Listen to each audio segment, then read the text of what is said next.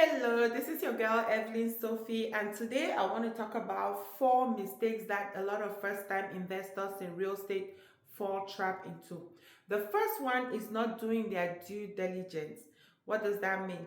Before you buy a house, you need a realtor that knows what they're doing.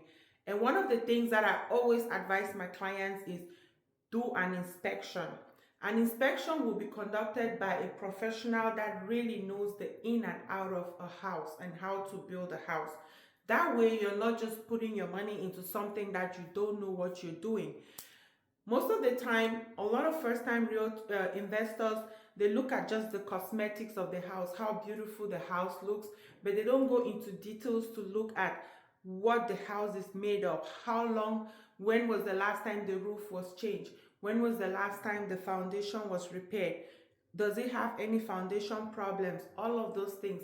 Those are things that an inspector can easily trace, and you can easily spend huge amount of money if you don't do your due diligence. So that's the first mistake that a lot of first-time investors fall trap into. Let's go to the second one. The second one that I see people falling trap into is negative cash flow. So before you buy an investment property, you want to first of all have your plan A. What do you want to use that property for? Let's say you want to do long-term rentals. If you're doing long-term rentals, you want to make sure that your numbers can are going to work with that particular house.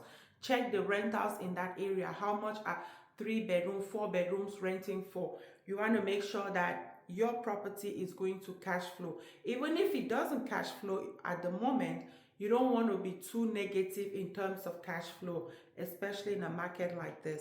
Otherwise, it's going to drain you really dry very, very fast.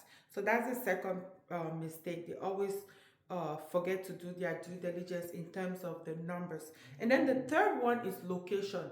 Location, location, location. They say you cannot fix location. You can fix the property, fix it as much as you want to, but you cannot change the location. So real estate is all about location. Are you buying in a neighborhood that's actually declining, or are you buying in a neighborhood that is actually improving? What are your long-term goals?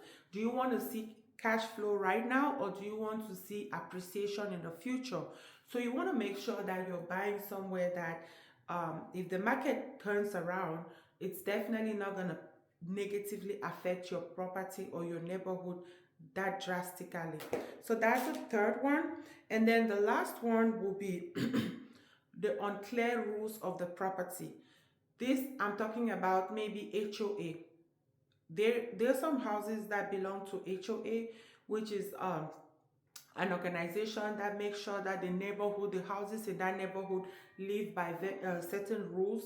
So if there's an HOA in that on that property, I always want my investors to look at the HOA rules first. There are very strict rules with HOA. Sometimes they might even limit you to not rent your property.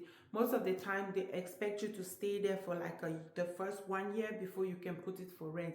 So make sure you read the HOA rules really clearly and understand before you buy, especially an investment property. And then the last but not the least is my emotional buyers. Sometimes buyers can be very emotional. Don't go by what you like. Always look at if it's a business property, how is this property going to help my business in the long run? So you want to go by your numbers and really stick to your numbers. If it doesn't work with your numbers, no matter how flashy or how beautiful the property looks like, please don't go for it, because you are probably going to be losing money, and it's definitely not fun and encouraging when you're losing money in real estate. Thank you, and I hope to see you on my next video. Bye.